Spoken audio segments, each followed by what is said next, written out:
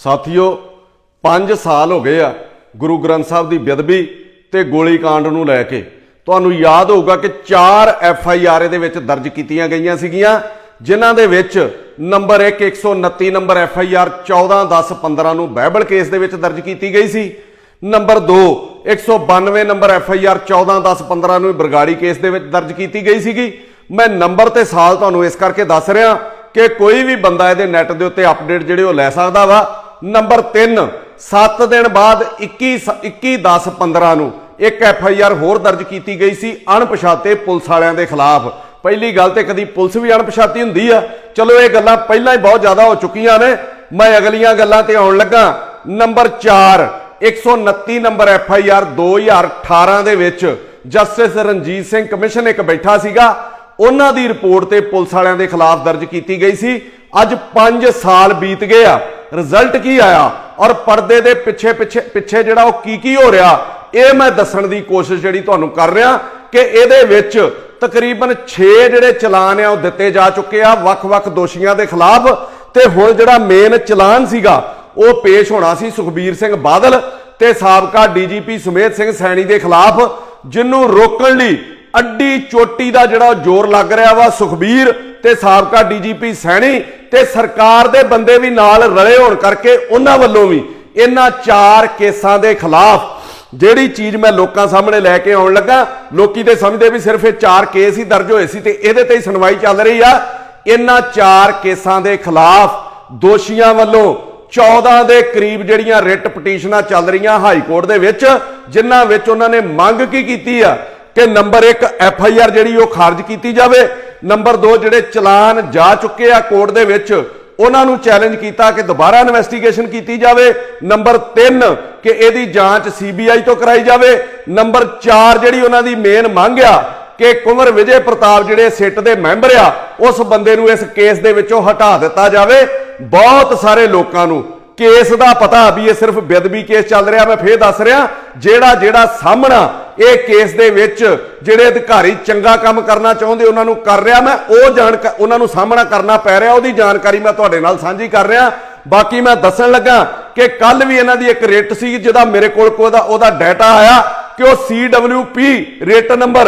14076 सीगा, इहदी भी कल एक तरीक सीगी, मैं भी अज नैट दे उत्ते सारी कड्ढी। इस रिट पटीशन के खिलाफ सरकार ने दिल्ली तो वकील जिहड़े हायर किए हुए, जिहड़ी मेन चीज़ मैं तुहानूं दस्सण लगा, मेन गल दस्सण लगा, इस रिट के खिलाफ दिल्ली तो वकील हायर किए हुए आ और फीस सुन के तुसीं लोग हैरान हो जाओगे कि 2 वकील ने इस रिट दे विच,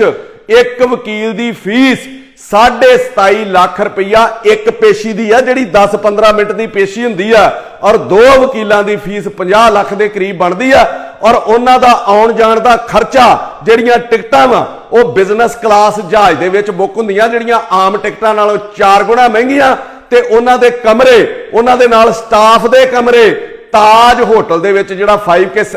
7 स्टार होटल आ ਉਹਦੇ ਵਿੱਚ ਸਾਰੇ ਸਟਾਫ ਦੇ ਕਮਰੇ ਬੁੱਕ ਕਰਾਏ ਜਾਂਦੇ ਆ। ਹੁਣ ਮੈਂ ਤੁਹਾਡੇ ਧਿਆਨ 'ਚ ਲਿਆਉਣ ਲੱਗਾ ਕਿ ਦੇਸ਼ ਦੇ ਸਰਚ ਮਾਰੋ ਤੁਸੀਂ ਗੂਗਲ ਦੇ ਉੱਤੇ,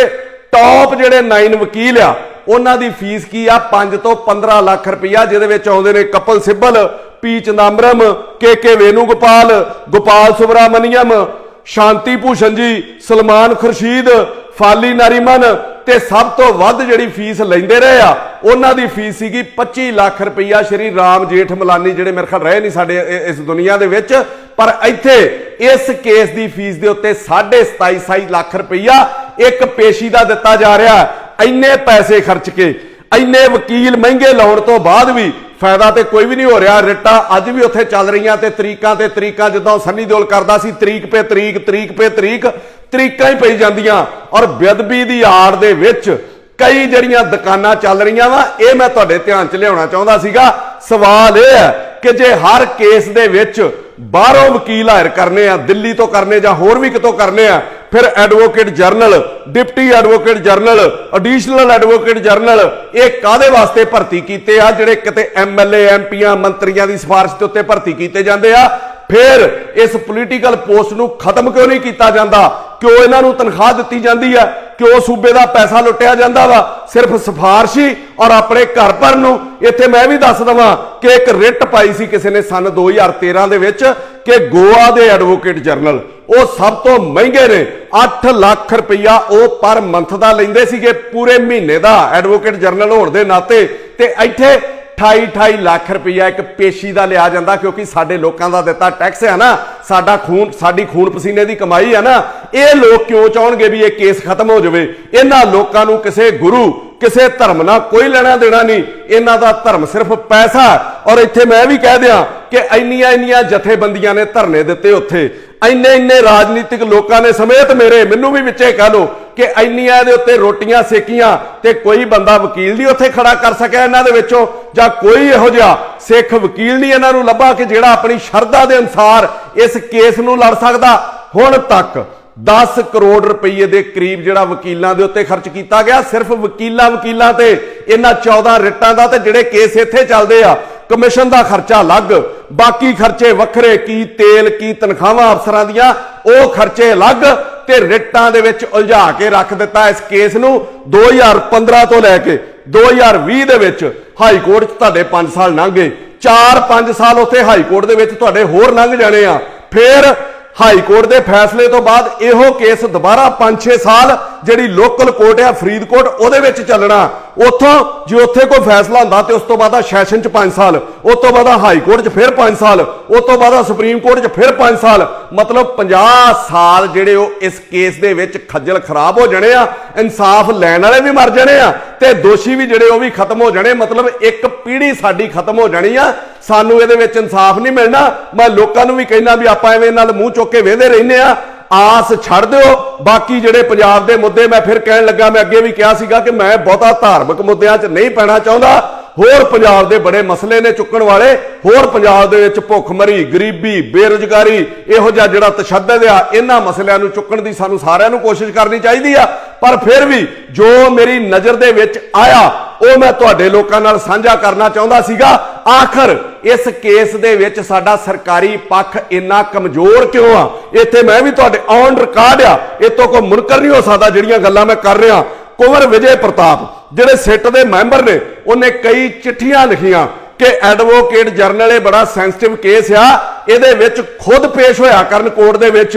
पर एडवोकेट जनरल साहब के खिलाफ तो मंत्री भी बोलते रहिंदे आ महाराजा साहब तो उन्होंने खिलाफ सुनते ही नहीं वो तां भी कोर्ट दे विच नहीं आउंदे। चलो कुंवर दे कहण ते ना आउण इत्थों तक मैनूं पता लगा कि कैप्टन अमरिंदर सिंह ने भी उन्हां नूं कहा कि तुसी खुद कोर्ट दे विच पेश होवो वो तां भी नहीं जांदे। इहदा मतलब वो सुपर मुख मंत्री ने वो मुख मंत्री नूं भी कुछ नहीं समझदे। इहदे नाल नाल कुंवर विजय प्रताप ने कई चिट्ठियां लिखियां कि ये वकील बहस ठीक नहीं कर रहे जां उत्थे बोलदे नहीं जां साडा केस एवें लम्मा चल रहा और इहदा खर्चा पै रहा वा इन्हां नूं बदल दिता जावे। जदों सिट दे मैंबर कहण डए आ भी इनकुआरी जिहड़े वकील आ सरकारी बदल दिते जाण पर वो बदले नहीं जा रहे। आखिर इहदे विच की घालमेल होण डिआ इहदे बारे जनता जरूर अंदाजा लावे। जिस बाइबल बरगाड़ी दे सिर दे उत्ते सारी चोन लड़ी गई सी जिहदे सिर दे उत्ते कैप्टन अमरिंदर सिंह सत्ता दा सुख मान रहे आ जिहदे सिर दे उत्ते एडवोकेट जनरल आज दिल्ली तो इत्थे आके पंजाब दे विच एडवोकेट जनरल बन के बैठे आ वो भी इस केस नूं गंभीरता नाल नहीं लै रहे और इहदे नाल नाल खजाना जिहड़ा साडे सूबे दा वा नूं लुੱਟਿਆ जा रहा वा बहुत ज्यादा लुੱਟ इहदे विच मची होई आ। आखिर किस किस दा मैच फिक्स आ किस के कौन कौन इहदे विच रलिया बादलों दे नाल समय ने आपे ही दस देना। समा बड़ा बलवान आ समा आउण ते भी पता लग जाना किन्नी देर तो सुखी रंधावा किन्ना रौला पाउंदे सीगे वो भी इस केस के उत्ते नहीं बोल रहे। सार नवजोत सिंह सिद्धू जिन्हां ने प्रैस कॉन्फ्रेंस की जिहड़े स्टेजां दे उत्ते बोलते रहे मैं इट नाल इट खड़का दूंगा 2 साल तो एक लफ्ज नहीं उन्होंने बोलिया ना सैनी के खिलाफ ना बादलों के खिलाफ। मैनूं यह भी पता लगा कि साबका डीजीपी सैनी उन्हां नाल एक पत्रकार ने इन्हां दी मीटिंग करा दी और सिद्धू साहब एक लफ्ज बोलण नूं तैयार नहीं सैनी के खिलाफ। अजे मैं सिद्धू साहब नूं यह कहना कि कुंवर विजय प्रताप सारा पंजाब जानदा सीगा तुहाडा दोस्त आ ते जदों कुंवर विजय प्रताप नूं कमिशन ने बदल दिता सी इलैक्शन कमिशन ने सारे पंजाब ने दुहाई दी कैप्टन अमरिंदर सिंह ने स्टेटमेंट जारी की इहनूं नहीं बदलिया जाऊगा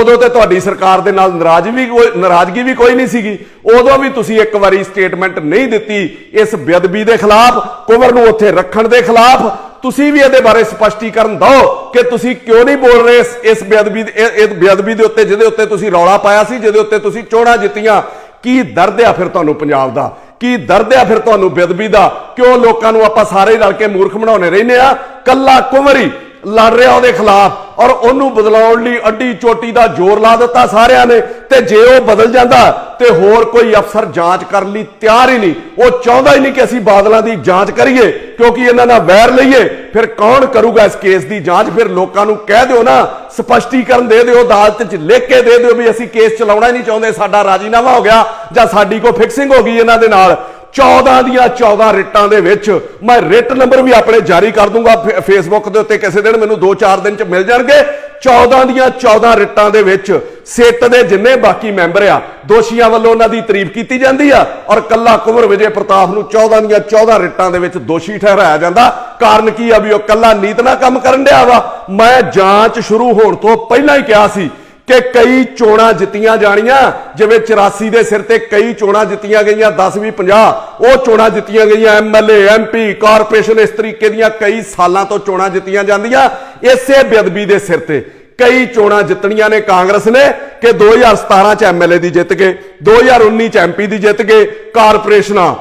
ਜ਼ਿਲ੍ਹਾ ਪ੍ਰੀਸ਼ਦਾਂ, ਪੰਚਾਇਤਾਂ ਔਰ ਹੁਣ ਦੁਬਾਰਾ ਜਿਹੜੀ 2022 ਆ ਉਦੋਂ ਵੀ ਕੋਈ ਨਾ ਕੋਈ ਖੇਡ ਖੇਡਣਗੇ। ਕਈ ਹੋਰ ਜਿਹੜੀਆਂ ਚੋਣਾਂ ਕਈ ਸਾਲ ਤੱਕ ਇਸ ਬੇਅਦਬੀ ਦੇ ਸਿਰ ਤੇ ਜਿੱਤੀਆਂ ਜਾਣੀਆਂ ਔਰ ਅਸੀਂ ਲੋਕਾਂ ਨੇ ਮੂਰਖ ਬਣਦੇ ਰਹਿਣਾ ਵਾ। ਸਰਕਾਰ ਜੇ ਇਹਦੇ ਪ੍ਰਤੀ ਪੂਰੀ ਗੰਭੀਰ ਆ ਤੇ ਉਹਨੂੰ ਨਾਲ ਦੇ ਨਾਲ ਅਪਡੇਟ ਦੇਣੇ ਚਾਹੀਦੇ ਆ, ਲੋਕਾਂ ਨੂੰ ਨੈਟ ਤੇ ਜਾਰੀ ਕਰਨਾ ਚਾਹੀਦਾ ਵਾ। ਜਿਵੇਂ ਕੈਪਟਨ ਅਮਰਿੰਦਰ ਸਿੰਘ ਕੈਪਟਨ ਅਮਰਿੰਦਰ ਸਿੰਘ 'ਚ ਬੋਲਦੇ ਆ, ਉਹਨਾਂ ਨੂੰ ਕੈਪਟਨ ਅਮਰਿੰਦਰ ਸਿੰਘ ਦੀ ਜਿਹੜੀ ਸਾਈਟ ਹੈ ਉਹਦੇ ਉੱਤੇ ਜਿੰਨੀਆਂ ਰਿਟਾਂ ਚੱਲਦੀਆਂ, ਜਿੰਨਾ ਖਰਚਾ ਆਉਂਦਾ, ਇਹਦੀ ਸਾਰੀ ਬਰੀਫਿੰਗ ਤੇ ਅਪਡੇਟ ਸਾਰੇ ਉਹ ਨਾਲ ਦੀ ਨਾਲ ਦੇਣੇ ਚਾਹੀਦੇ ਆ, ਤਾਂ ਜੋ ਜਨਤਾ ਨੂੰ ਲੱਗੇ ਕਿ ਵਾਕਈ ਸਾਡੀ ਸਰਕਾਰ ਜਿਹੜੀ ਉਹ ਲੜ ਰਹੀ ਹੈ। ਨਹੀਂ ਤੇ ਮੈਂ ਅਖੀਰ ਦੇ ਵਿੱਚ ਕੁੰਵਰ ਵਿਜੇ ਪ੍ਰਤਾਪ ਨੂੰ ਵੀ ਬੇਨਤੀ ਕਰਦਾ ਕਿ ਜੇ ਸਰਕਾਰ ਸੱਚ ਸਾਹਮਣੇ ਨਹੀਂ ਲਿਆਉਣਾ ਚਾਹੁੰਦੀ, ਜੇ ਤੁਹਾਨੂੰ ਲੱਗਦਾ ਹੈ ਕਿ ਕੋਰਟ ਦੇ ਵਿੱਚ ਬਾਕੀ ਅਫਸਰ ਰਲ ਕੇ ਇਸ ਕੇਸ ਨੂੰ ਕਮਜ਼ੋਰ ਕਰਨ ਡਏ ਆ, ਪਰ ਮੈਂ ਤੁਹਾਨੂੰ ਇਹ ਦੱਸਦਾ, ਲੋਕ ਜਾਣਨਾ ਚਾਹੁੰਦੇ ਨੇ। ਨੌਕਰੀ ਦੀ ਪਰਵਾਹ ਨਾ ਕਰੋ, ਹੋ ਸਕਦਾ ਇਹ ਨੌਕਰੀ ਤੁਹਾਡੀ ਖੋਈ ਜਾਵੇ ਜਾਂ ਤੁਹਾਨੂੰ ਛੱਡਣੀ ਪਵੇ, ਪਰ ਇਸ ਤੋਂ ਬਾਅਦ ਪ੍ਰਮਾਤਮਾ ਤੁਹਾਨੂੰ ਕਿਤੇ ਨਾ ਕਿਤੇ ਪੇ ਕਰੂਗਾ।